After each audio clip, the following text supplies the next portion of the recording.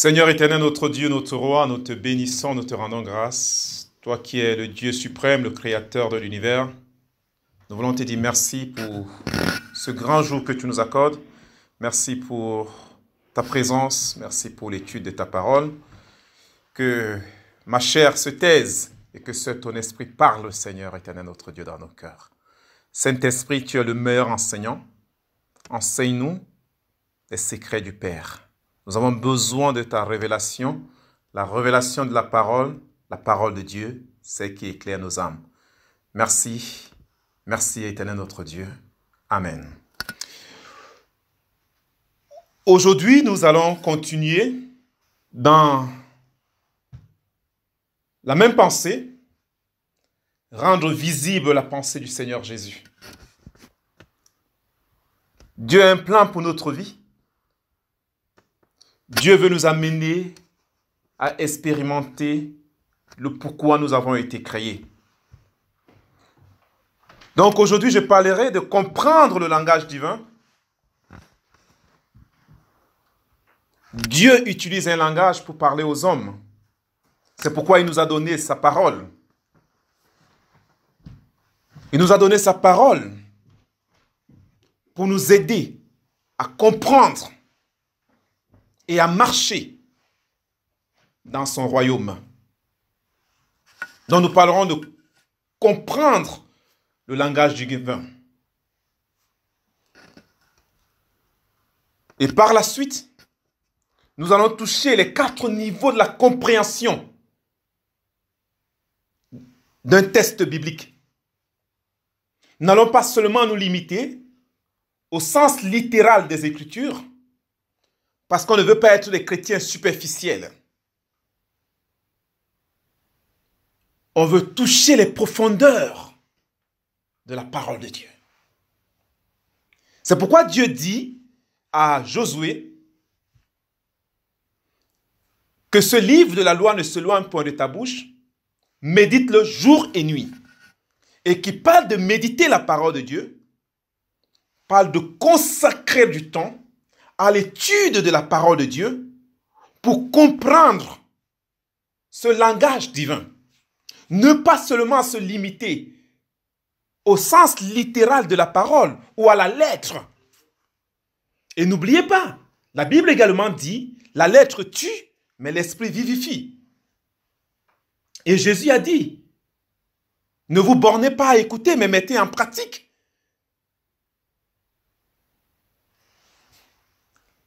La deuxième phase, qui est l'interprétation des Écritures, qui est donnée par des sages ou des leaders. Nous allons aussi chercher à comprendre cette interprétation. On appelle parfois ça dogme. Ce n'est pas toujours une vérité biblique, mais ça peut être pratiqué.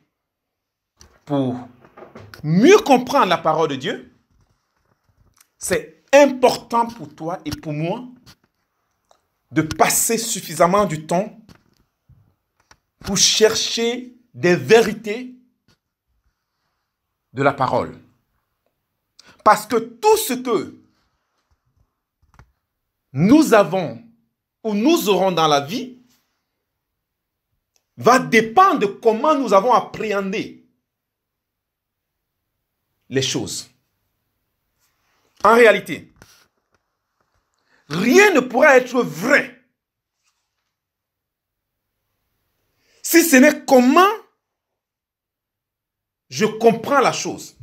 Rien ne peut être vrai dans la vie de quelqu'un, même dans ta marche avec le Seigneur, si ce n'est comment tu as compris le sens des Écritures.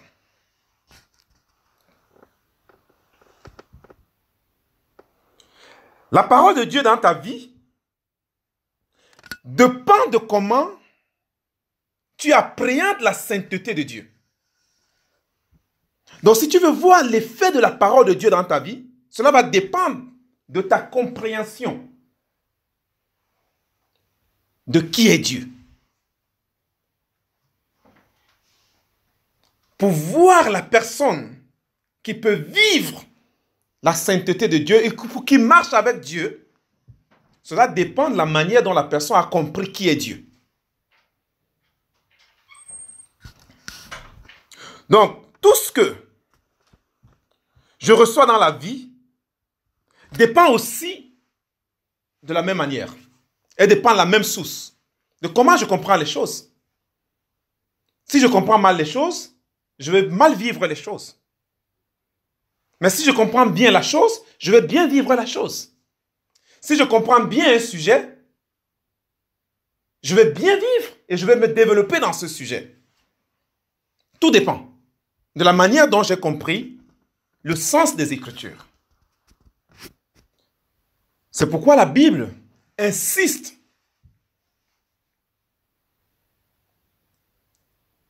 sur les faits de se plonger entièrement dans la parole de Dieu. Ta vie va être portée en fonction de ce que tu as laissé entrer en toi. Si tu laisses n'importe quoi entrer en toi, ce n'importe quoi va diriger ta vie. Mais si tu laisses la vérité divine entrer en toi, cette vérité divine va porter également ta vie. Donc c'est très important pour chacun d'entre nous de comprendre ces choses.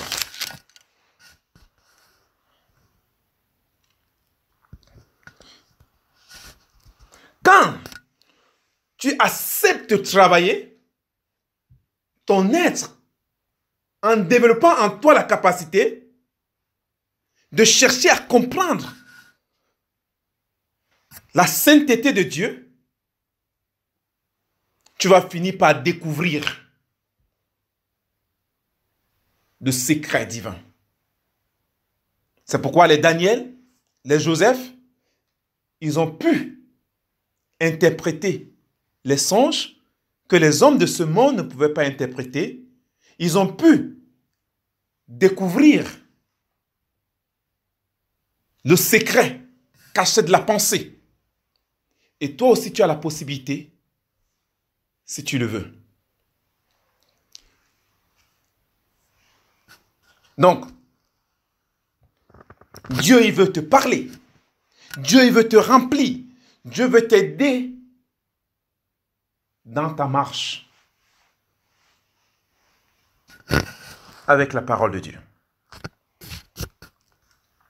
Jacques chapitre 4, verset 8.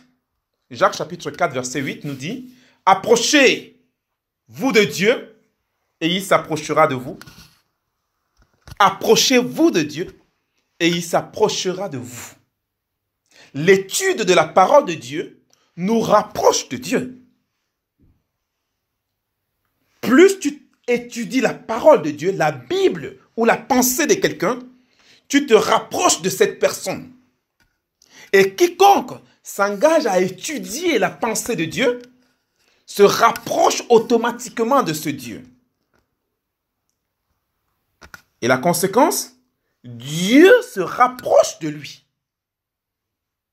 Mais celui qui refuse d'étudier la Bible, la parole de Dieu, repousse Dieu automatiquement.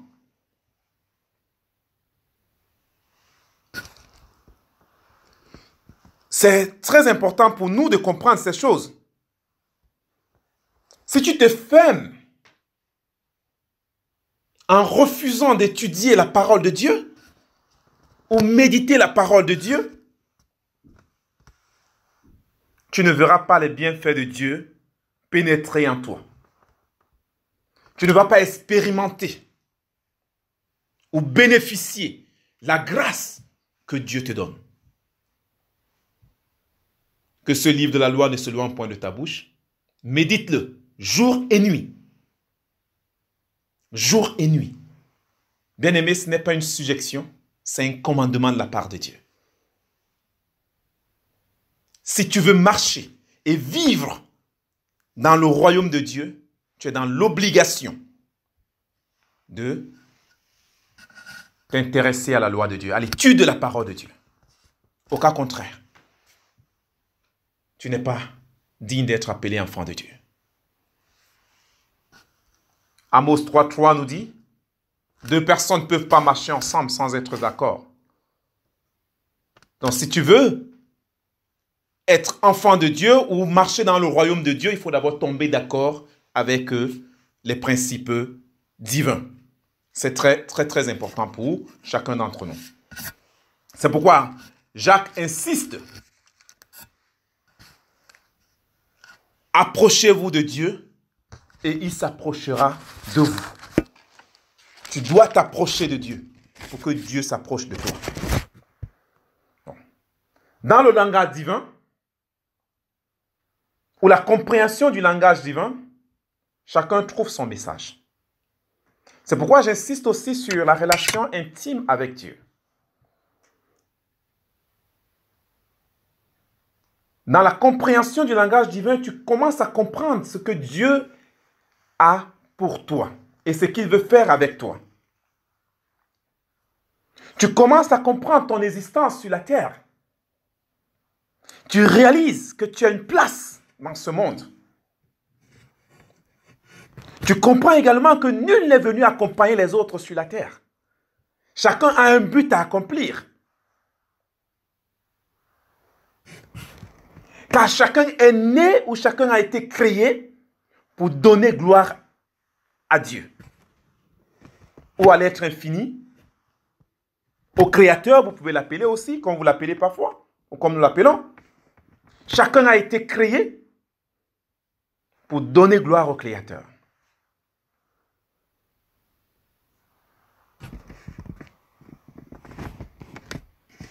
Mais cela ne devient que possible si toi-même, tu as trouvé le sens de ton existence terrestre. Ce n'est qu'à partir du moment que toi-même tu as compris qui tu es, que tu peux donner gloire à Dieu. Donc la compréhension des choses du royaume de Dieu t'amène à te détacher de ce monde matériel. Plus tu étudies la parole de Dieu, tu te détaches automatiquement des choses matérielles. Tu commences à comprendre que ton repère n'est pas l'homme. Tu commences à comprendre les priorités de la vie.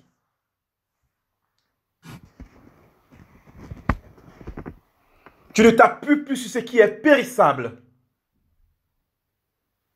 mais tu t'appuies sur ce qui est éternel. Tu fais de Dieu Emmanuel, Dieu avec nous ou Dieu en moi. Tu ne t'attaches plus aux forces de ce monde, ni à la vaine gloire. Tu recherches ce qui est en haut, car tu as compris que ta vie dépend de l'être suprême. Que ta vie ne dépend pas de ce que le monde peut t'offrir. Celui qui vit dans la présence divine réalise la vraie réussite. Comprend le sens du succès de la vie, comprend le sens de la réussite. Il réalise que la réussite éternelle est premièrement intérieure. C'est à l'intérieur de nous.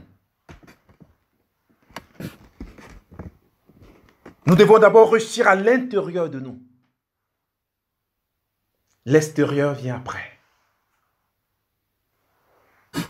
Il réalise également que l'angoisse ou les soucis de la vie ou des biens matériels n'attirent pas son héritage divin, mais plutôt le contraire. C'est pourquoi c'est important d'étudier la parole de Dieu. C'est important de se familiariser à la parole de Dieu. Beaucoup d'entre nous, soi-disant chrétiens ou enfants de Dieu, nous avons des dettes envers Dieu. Nous avons passé du temps à ne pas étudier la parole. Et nous avons accumulé des dettes. Chacun doit accepter de payer sa dette. Ou tu peux prendre l'engagement aujourd'hui que Jésus-Christ décide d'effacer ta dette en renouvelant ton alliance. Chaque jour, tu dois étudier la parole de Dieu. Parce que les choses du royaume de Dieu se reposent sur ta compréhension de la parole, de qui est Dieu et de la mise en pratique de cette pensée divine. Donc pour rester dans le royaume de Dieu, tu as besoin de comprendre sa pensée. Et si tu comprends sa pensée, tu es encouragé à mettre en pratique cette pensée. C'est très très important pour chacun d'entre nous de comprendre cela. Nous devons comprendre ces choses. Quand nous lisons le psaume 1,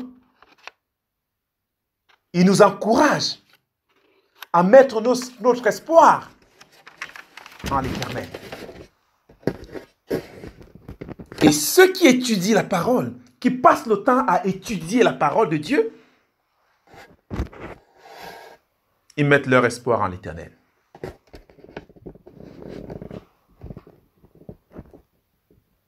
Et ils comprennent que le royaume de Dieu fonctionne dans une très grande précision. Donc tu commences à comprendre que les choses du royaume de Dieu, ce n'est pas la légèreté. Il y a une grande précision dans la marche avec le Seigneur. Dieu a créé les choses avec précision. Et le fonctionnement du royaume t'amène à être précis.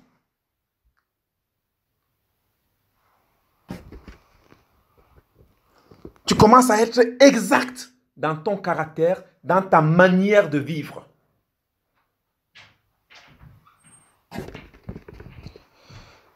Dans Matthieu chapitre 15, versets 7 et 8, Matthieu chapitre 15, versets 7 et 8, Jésus parle ici à une catégorie de personnes qui n'étaient pas exactes dans leur manière de marcher avec le Seigneur, qui ne respectaient pas ce principe. Jésus les dit, hypocrites, Ésaïe a bien prophétisé sur vous quand il a dit, verset 8, « Ce peuple m'honore des lèvres, mais son cœur est éloigné de moi. »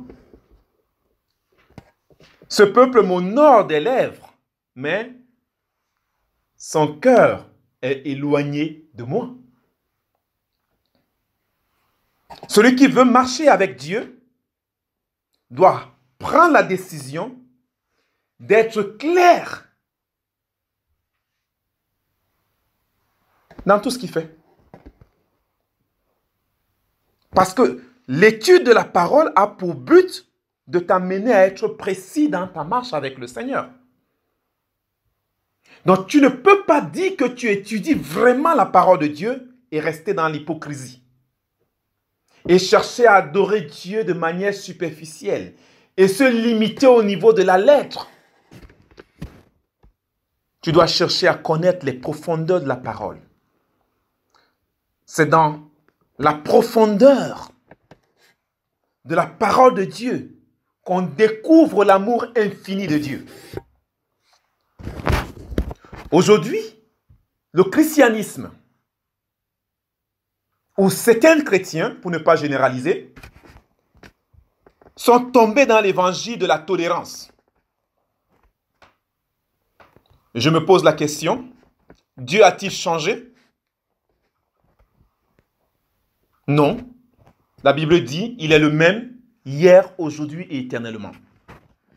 Le même Dieu qui agit depuis le premier homme, Adam, le même Dieu qui agit avec Caïn et Abel, Le même Dieu qui agit avec nos pères, c'est le même Dieu qui agit aujourd'hui. Il n'a pas changé. Dieu n'a pas changé. Et l'évangile de la tolérance est là pour endormir l'âme. Ça encourage des personnes à ne pas être exactes dans leur vie avec le Seigneur. Parce qu'on pense que l'amour tolère tout. C'est faux. L'amour ne tolère pas tout. L'amour corrige aussi. L'amour ne supporte pas la désobéissance. L'amour aime l'obéissance. C'est ça l'amour de Dieu. Ce n'est pas l'amour comme on nous présente aujourd'hui. Oui, il faut tolérer le péché. Non. Dieu n'a jamais toléré le péché. Dieu a toujours été ennemi du péché.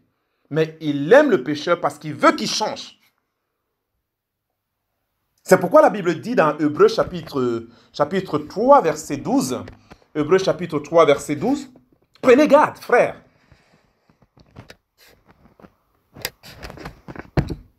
Prenez garde, frères, que quelqu'un de vous n'ait un cœur mauvais.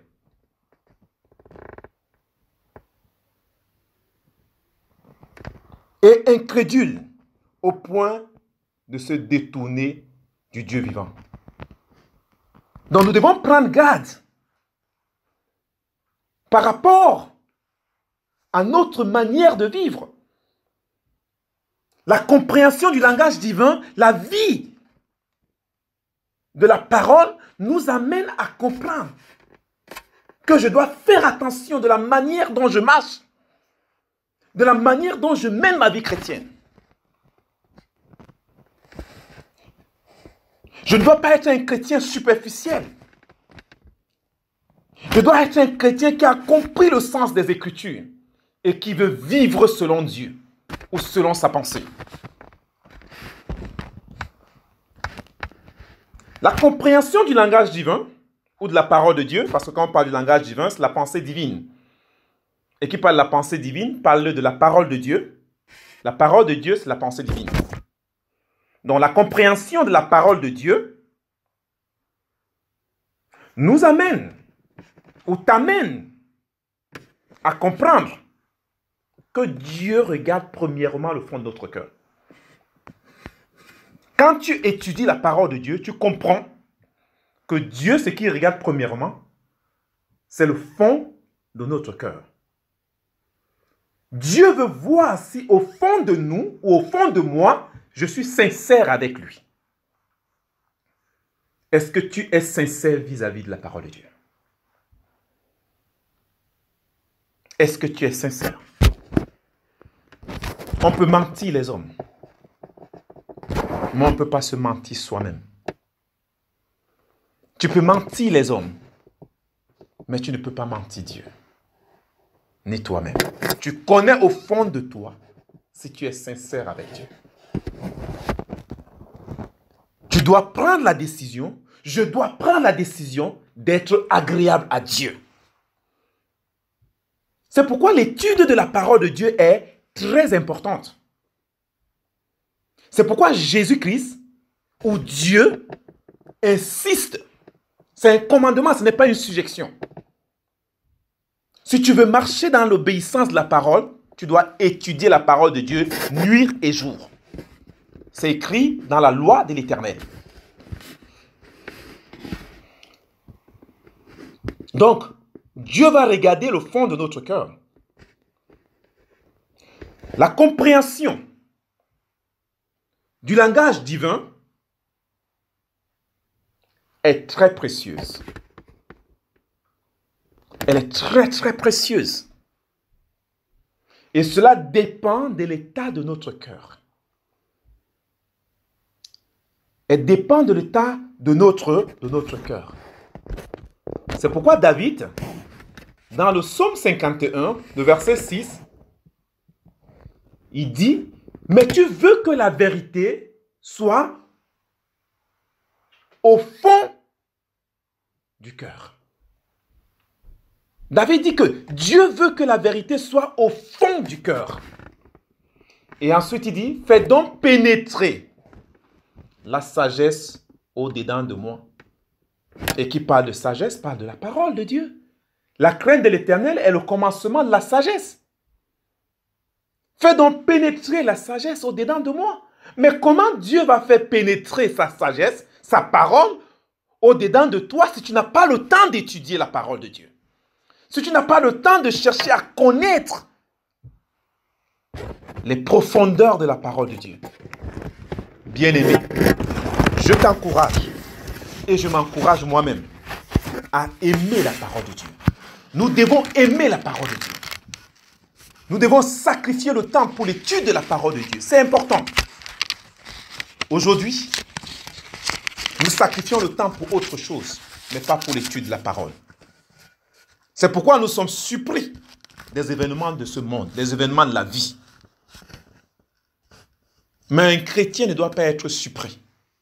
Parce que la Bible est claire, Dieu ne fait rien sans avertir à ses serviteurs les prophètes.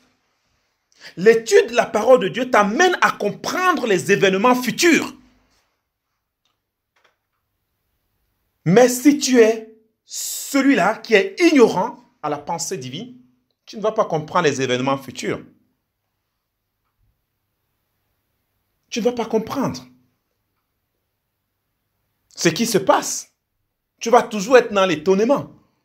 Et laissez-moi vous dire, même ceux qui sont dans le monde, qui sont initiés, ne sont pas surpris de certaines choses qui se passent. Ils le disent bien que ce sont les profanes qui sont surpris. Parce que tout est préparé. Les choses ont été planifiées à l'avance. Donc, décide de refuser d'être un profane. Et Dieu te donne la possibilité de refuser d'être un profane. Ce que Dieu désire, c'est ta volonté. Si tu as la volonté, Dieu va te remplir. Il veut te remplir. Dieu veut nous remplir de sa parole. Dieu veut te remplir de sa parole. Mais il veut voir si nous avons cette volonté en nous.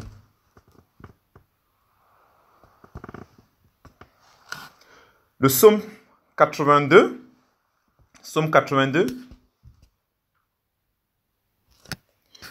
verset 6, le Seigneur ici nous encourage en disant, j'avais dit, vous êtes des dieux, vous êtes tous des fils du Très-Haut. Et ceci, c'est la grâce qui nous a été donnée quand nous étudions la parole de Dieu. Nous devenons semblables à lui. Nous devenons semblables à lui. Parce qu'il nous ouvre l'intelligence. Il éclaire notre intelligence. Et nous pouvons commencer à comprendre le fonctionnement du royaume. On commence à comprendre ce que Dieu a pour nous.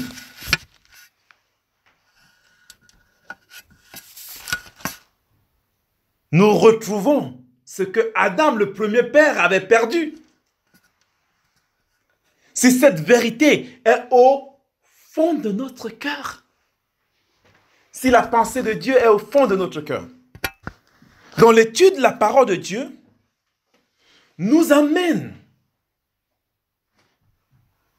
à vivre ce que Adam avait perdu.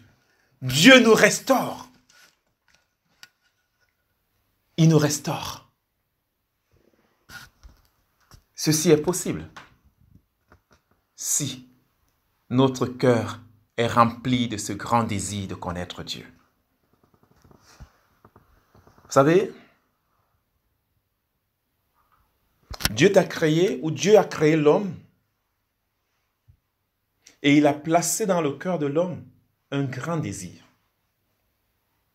Que tu sois chrétien ou pas, il a placé dans ton cœur un grand désir. Quel est ce désir que Dieu a placé dans le cœur de l'homme?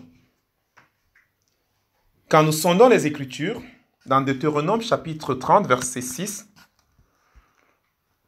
l'Éternel, ton Dieu, circoncira ton cœur et le cœur de ta postérité. Et tu aimeras l'Éternel, ton Dieu, de tout ton cœur et de toute ton âme, afin que tu vives.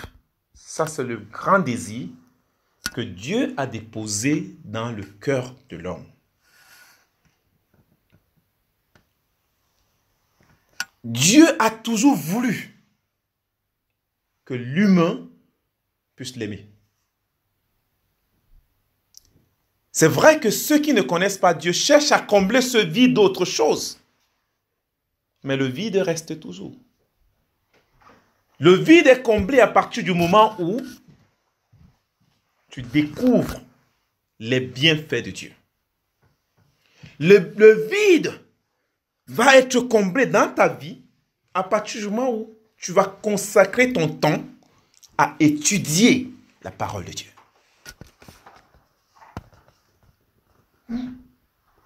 J'ai l'exemple de beaucoup de personnes.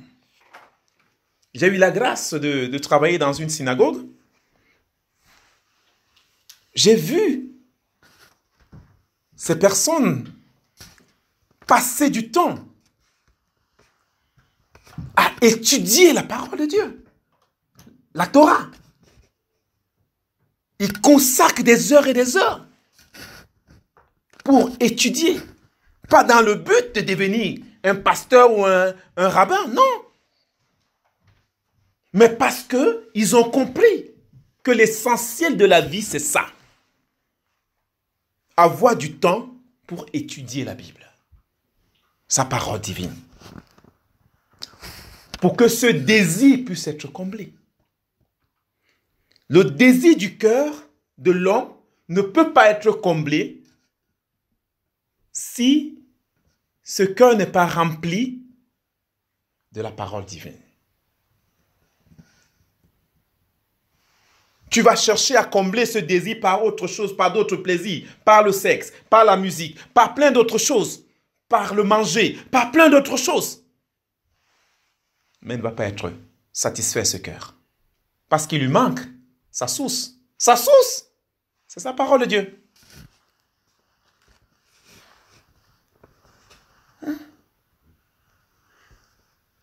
Expérimentez cela, vous verrez. Si vous vous éloignez de la parole de Dieu, si tu t'éloignes de la parole de Dieu, tu n'es plus content au plus profond de toi-même.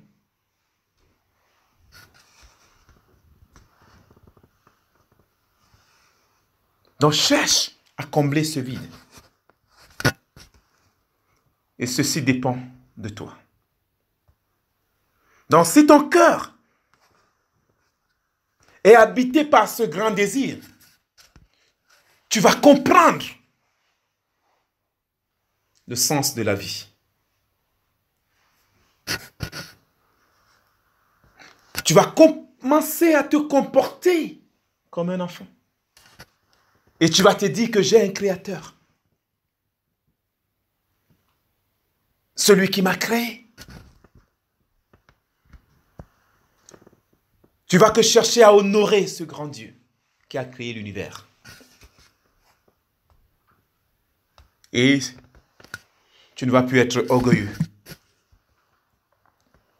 Tu ne pourras plus être orgueilleux. Parce que Dieu a comblé le désir. Tu vas être reconnaissant de l'œuvre de Dieu en toi.